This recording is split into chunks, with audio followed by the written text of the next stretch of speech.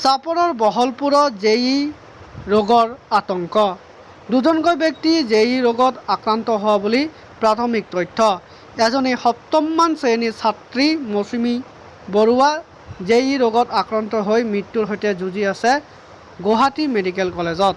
আন এগৰাকী অসম আৰক্ষীত কৰ্মৰত জোৱান অমল ৰায় সম্প্ৰতি জেইত আক্ৰান্ত হৈ গুৱাহাটীৰ GNRC হাস্পতালৰ ICUত জীৱন মৰণৰ সৈতে যুঁজি আছে।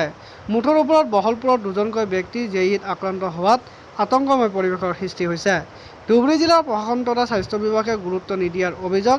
এই ক্ষেত্ৰত ধুবুৰী জিলাৰ প্ৰশাসন তথা ধুবুৰী জিলাৰ স্বাস্থ্য বিভাগে কি ব্যৱস্থা গ্ৰহণ কৰাৰ দাবী স্থানীয় ৰাইজৰ। আমি সম্প্ৰতি শুনিব পৰা মতে সমগ্ৰ অসমতে জাপানীজ এনকেফেলাইটিছৰ যিটো প্ৰাদুৰ্ভাৱ সেইটো ক্ৰমান্বয়ে বাঢ়ি গৈছে। এই ক্ষেত্ৰত কিন্তু আমি ধুবুৰীবাসী হিচাপে আমি ক'ব খোজোঁ যে এই ক্ষেত্ৰত আমি ধুবুৰীবাসীও আক্ৰান্ত হৈছোঁ। আজি এসপ্তাহমান আগতে আমাৰ এই ধুবুৰীৰ ইটো মূৰত অৰ্থাৎ বহলপুৰৰ পৰা আৰম্ভ কৰি ধুবুৰী সদৰ ধুবুৰীলৈকে আমি দুটা পেচেণ্টত আক্ৰান্ত হোৱা আমাৰ দৃষ্টিলক্ষিত হৈছে।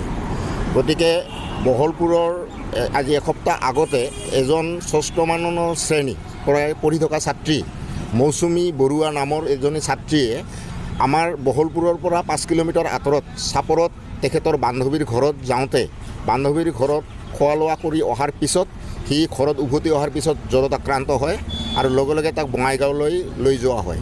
কিন্তু বঙাইগাঁৱত চিকিৎসকে চাই পেলাই তেখেতক সুদূৰ GMC লৈ ৰেফাৰ কৰি দিয়ে। গতিকে এতিয়া আমি জানিব পৰা মতে তেখেতে এনকেফেলাইটিছত আক্ৰান্ত হৈ আছে।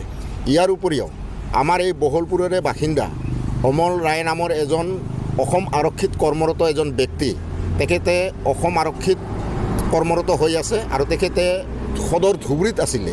সদৰ ধুবুৰীত থকা অৱস্থাত চাকৰিত থকা অৱস্থাত তেখেতে হঠাৎ ঢলি পৰি যায় আৰু তেখেতক লগে লগে চিকিৎসালয়লৈ প্ৰেৰণ কৰা হয় আৰু লগে লগে তেওঁক চিকিৎসালয়ৰ পৰা GNRC লৈকে প্ৰেৰণ কৰা হয়। এতিয়া আমি শুনিবলৈ পাইছোঁ তেখেতৰ অৱস্থা সংকটজনক। গতিকে এই ক্ষেত্ৰত আমি অসম চৰকাৰৰ মাননীয় মুখ্যমন্ত্ৰী তথা অসম চৰকাৰৰ স্বাস্থ্যমন্ত্ৰী ডাঙৰীয়াক আমি ইয়াৰ জৰিয়তে দৃষ্টি আকৰ্ষণ কৰিব বিচাৰিছোঁ যে এই ক্ষেত্ৰত আপোনালোকৰ পদক্ষেপ কি, আপোনালোকে যথোচিত ব্যৱস্থা গ্ৰহণ কৰিছে নে নাই, আৰু যদি কৰা নাই কিয় কৰা নাই।